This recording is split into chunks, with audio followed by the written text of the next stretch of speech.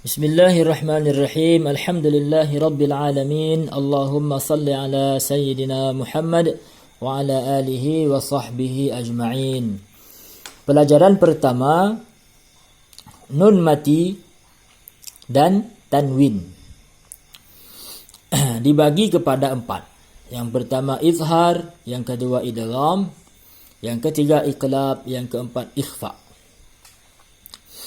Huruf izhar ada 6 huruf, yaitu alif, ha, kha, ain, ghain, ha. Ada 6 huruf izhar. Kemudian idgham ada 6 huruf, ra, lam, mim, nun, waw, ya. Ya, akan tetapi 6 huruf ini nanti akan dibagi lagi menjadi 2, yaitu yang pertama yang di atas adalah idgham bila gunnah, ra dengan lam. Yang di bawah yang 4 huruf ini adalah idgham bi gunnah, mim, nun, waw, ya. Kemudian yang ketiga adalah iqlab, hurufnya hanyalah 1, yaitu huruf ba. Kemudian yang paling banyak hurufnya adalah ikhfa, yang keempat. Yang keempat ini adalah ikhfa, hurufnya ada 15 huruf, yaitu ta, sa, jim, dal, zal, zai, sin, shin, sad, dad, ta, za, fa, qaf, kaf. Ya, inilah yang dinamakan dengan, semua ini dinamakan dengan hukum nun mati atau tanwin. Tanwin ada 3, ada tanwin baris atas, baris bawah, dan baris di hadapan. Ya, dalam kata lain disebut dengan yang baris atas fathatain, yang di baris bawah 2 kasratain, yang baris dhammah 2 disebut dhammatain. Ya, hukum nun mati atau tanwin, ya, dibagi menjadi 4, yaitu izhar, idgham, iqlab, dan ikhfa. Ya, maka akan kita jelaskan yang pertama adalah izhar. Apa itu izhar? Ya, di sini tertulis ADA, maksudnya akan dijelaskan yang A, yaitu izhar. Izhar dibaca jelas, tidak berdengung. Ya, yang mana tadi izhar? Yang ini izhar. Kapan izhar itu terjadi? Apabila nun mati ataupun tanwin bertemu dengan salah satu huruf yang 6 ini, hamzah atau alif, ha, kha, ain, ghain, ha, maka hukum bacaannya adalah izhar. Bagaimana membaca izhar? Membaca izhar adalah jelas, tidak berdengung. Apa yang dijelaskan? Yang dijelaskan adalah bunyi nun matinya dibaca jelas, nun mati, ataupun bunyi tanwinnya dibaca dengan jelas, yaitu ketika bertemu dengan salah satu huruf izhar. Ya, di sini sudah ada contohnya, akan kita baca satu persatu. Yang pertama yaitu contoh nun mati atau tanwin bertemu dengan alif atau hamzah. Ya, kita baca Rasulun amin, man amana yan'auna. Ya, baik. Rasulun amin, ada tanwin bertemu dengan alif, ya, atau hamzah. Ya, kapan disebut alif, kapan disebut hamzah? Disebut alif ketika tidak berharokat, tidak ada baris, disebut alif. Tetapi ketika sudah berharokat, baik fathah, kasrah maupun dhammah, maka huruf alif itu disebut dengan hamzah. Ya, maka sebaiknya kita sebut hamzah. Rasulun amin. Terjadilah hukum izhar di huruf lun. Ya, di huruf lam ini karena tanwinnya bertemu dengan huruf hamzah. Nah, maka lun tanwin di sini dibaca jelas, tidak berdengung. Rasulun amin, ya, tidak didengungkan menjadi Rasulun amin, tidak. Ya, tidak dibaca dengung karena bacaannya adalah izhar. Rasulun amin. Kemudian man amana, nun mati bertemu dengan hamzah. Hukum bacaannya adalah izhar. Hukum nun di sini adalah izhar. Nun mati dibaca jelas, tidak berdengung. Man amana, man amana. Ya, agak ditekan sedikit untuk menjelaskan bunyi nun matinya.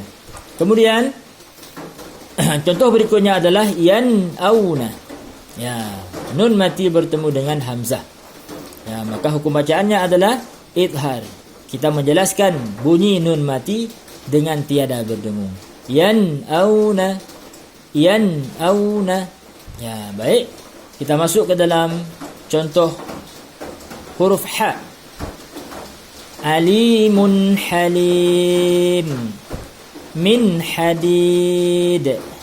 Wa tanhituna. Baik, alimun halim. Ya, terjadi hukum izhar di mun. Ya, mun ini bertanwin.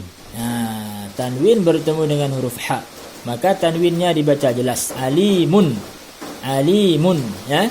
Ya, tidak dengung. Alimun halim. Ya, kemudian min hadidin. Min nun mati bertemu dengan huruf ha. Ya, maka hukum bacaan nun mati di sini adalah izhar. Dibaca jelas bunyi nun matinya dengan tiada berdengung. Min hadidin. Ya, min hadidin. Kemudian watanhituna. Ya, nun mati bertemu dengan huruf ha.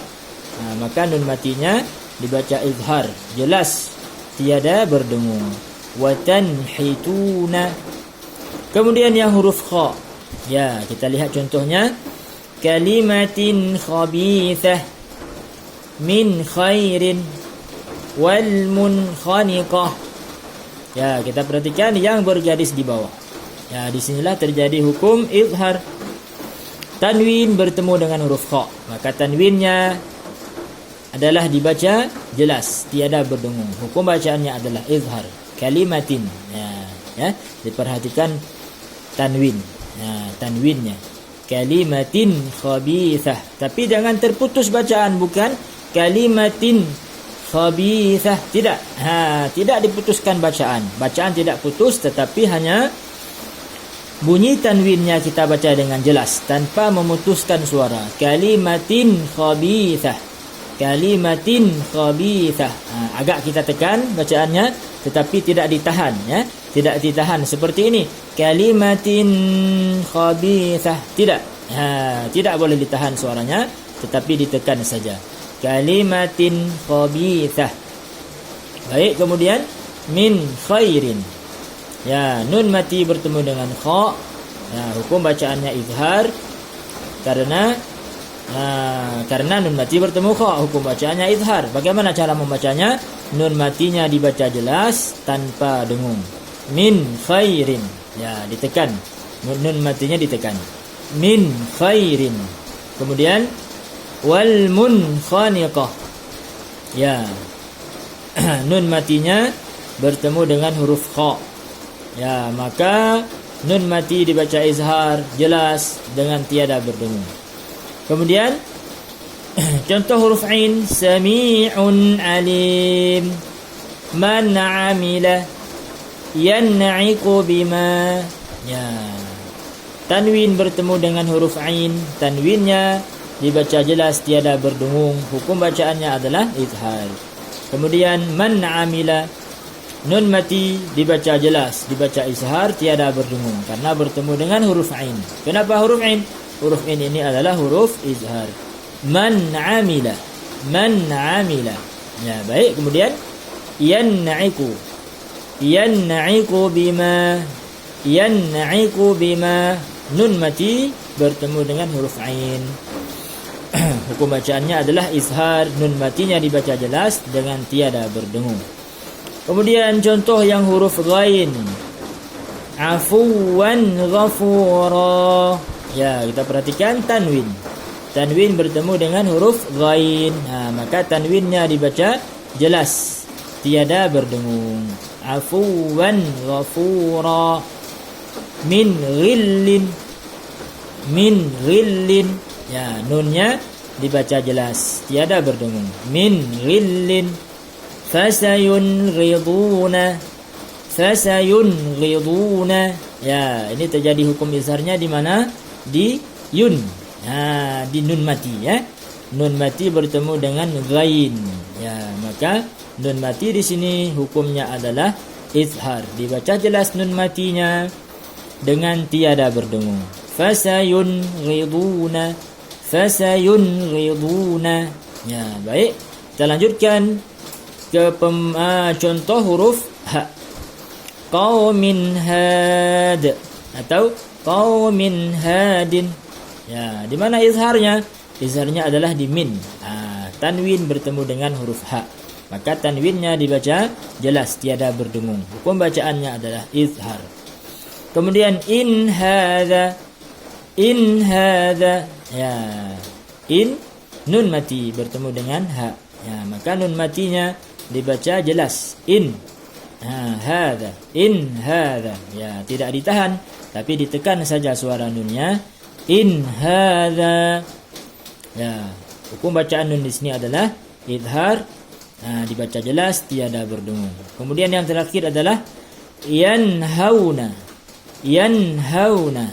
Ya, nun mati bertemu dengan ha. Nun matinya dibaca jelas, tiada berdengung. Hukum bacaannya adalah izhar. Yanhauna. Ya, alhamdulillah telah kita baca selesai semua contoh daripada huruf-huruf izhar, yaitu apabila ada nun mati.